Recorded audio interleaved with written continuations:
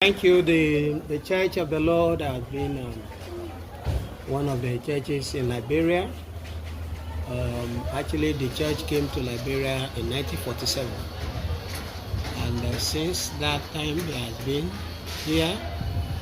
The church has spread all over the counties of Liberia, and a lot of people have benefited from the blessings of God through the church. Yeah, from time immemorial and up to now. Okay. Let's look at the impact you have made, your most significant impact you have made all of these years in Nigeria. Tell us some of the impact. Well, through the grace of God, some of the impact the church has made in Liberia, they have people that are under the captivities of the devil and his agent. Through the prayer, God set them free. We have people that are called barren, and they came to the church through the grace of God. Today they are fathers and mothers of children. We have people that people thought they cannot become anything in life, but through the power of prayer, God delivered them. They have their breakthrough, and today they are successful people in the society. They are numerous. We cannot really count, because a lot of people has really benefited from the grace of God, from the Church of the Lord. Yeah, by God's grace, apart from the church activities, we have a school here. This is a Samuel High School, and we have other schools also in the same Boserado here, Jonanto, Ellie Thomas, at the LWA there. These are schools that we have in Liberia. We have Johnson and Johnson Dolo in Firestone, and we have others in Lofa, Maryland, and the likes.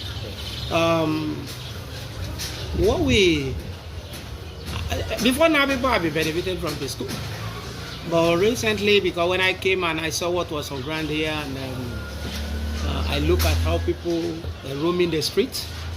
A lot of children, instead of being in the school, they are out of the school, sitting down, roaming the streets, coupled with the activities of the Zogos, the disadvantaged youths in the society.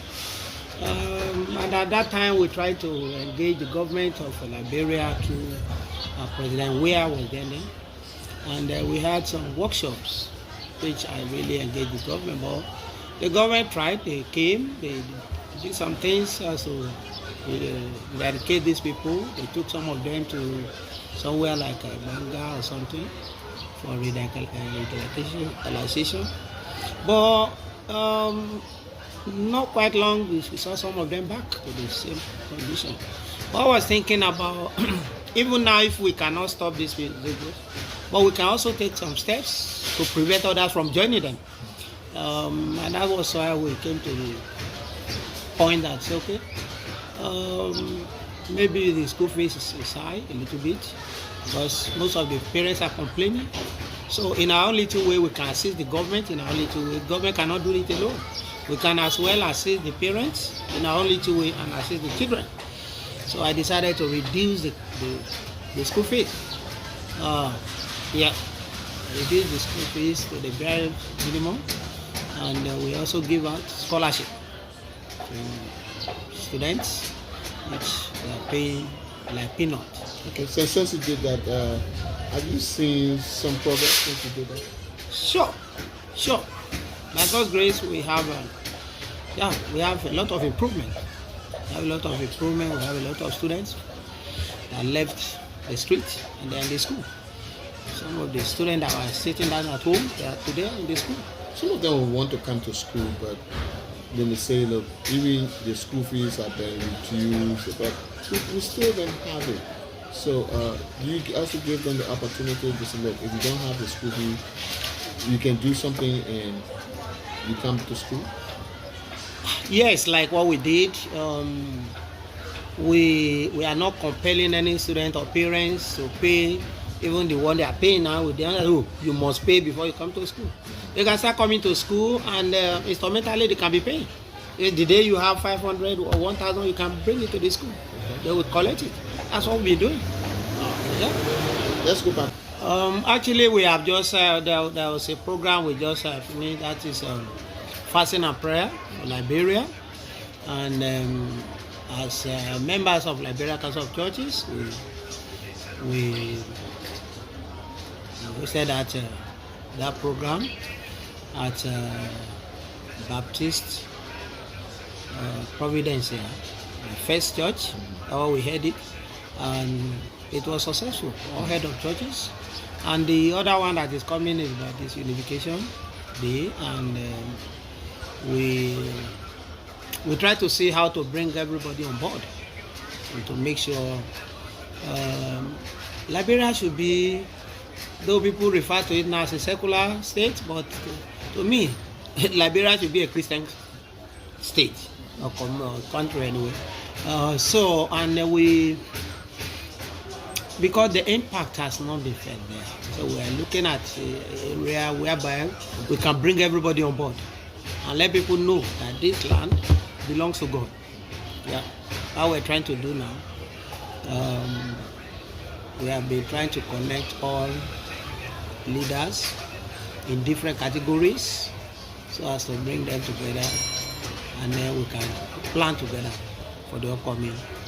Yes, it's possible, and what we're trying to do now, like I said, we're trying to bring everybody on board so that we start from there, and then we'll be able to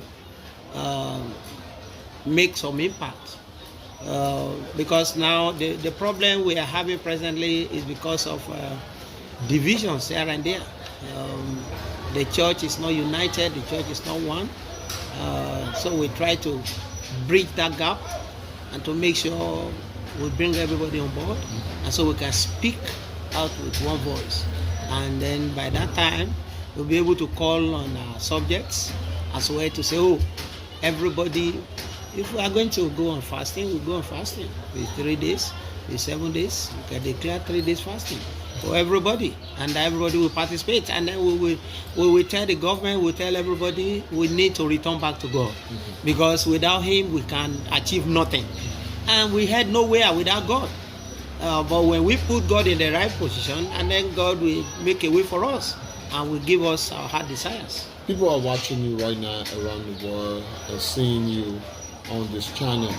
People from Nigeria, Ghana, and other part of the world.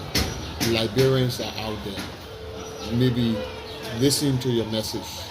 What do you have to tell them in terms of having a prayer for this nation, in terms of coming back home, making their country great again? I want to say to everybody everywhere that it is important to return back to God.